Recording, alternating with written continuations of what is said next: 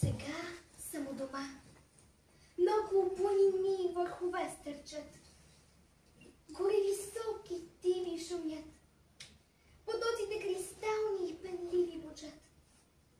Живот кипи на всичките страни. Природата отвред като майка нежна съща напява ми песни. Любовно ме прегръща. Сега съм у дома. Над мен е ленин връх, буде лазурни свод и мен при себе кани. Отсреща Бричебор ми праща здрави и дъх на своите ели и бори великани. А царев връх от юг издига се огромен, с плешивият си лоб и царският си спомен. Сега съм у дома. Сега съм в моят мир. Мир въжделен и драг. Тук волно дишам ази. По-светло чувствам. Свещен отраден мир изпълни ми духа. От нов живот талази нахлуват в мен. Трептя от нови ощущения. От прясна сила, мощ и тайни песнопения. Сега съм у дома. Сега съм пак поет. В луното на тази пустиня горска свята разбирам да не са любовни и тихи привет. На струните шума, на бездната мълвата разменям тайна реч, земя и синий свод и сливам се честит в техния живот. Сега съм у дома. Сърцето съм нарила.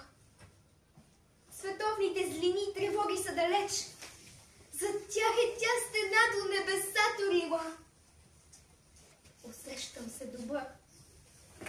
Почти невинен веч. Духът ми се цари след жизнената битва.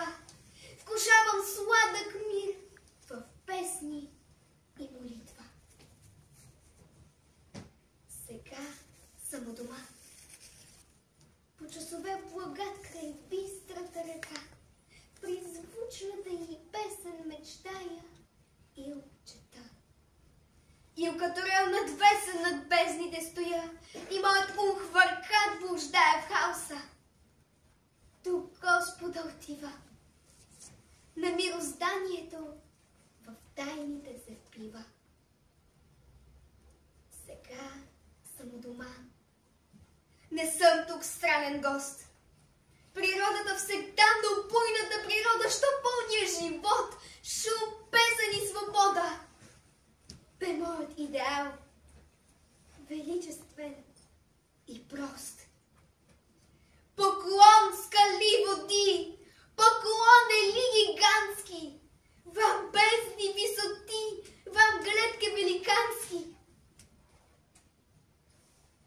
Сега съм у дома.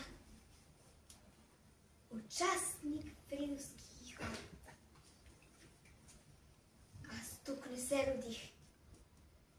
Тук бих желал да тлея. Под горски и вечен шум дълбока епопея. И на Еленин връх под вечно будни взор. Да имам гроб. Подир живот синджир теглила. Величествените обятия на Рила.